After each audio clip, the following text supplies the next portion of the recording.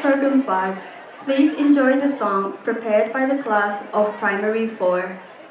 ဖြောပြနေဆက်ပေးသွားကြတော့ Secondary အတင်းမှာကျောင်းသားကျောင်းသူတွေများကိုကျေးဇူးတင်ရှိပါတယ်ခင်ဗျာ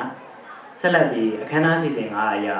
Primary 4ကျောင်းသားကျောင်းသူတွေများရဲ့ရန်ကုန်သားနဲ့မန္တလေးတို့တချင်းချင်းတရုပ်ပေါ်အားကြည့်ရှုအားပေးကြပါဦးခင်ဗျာ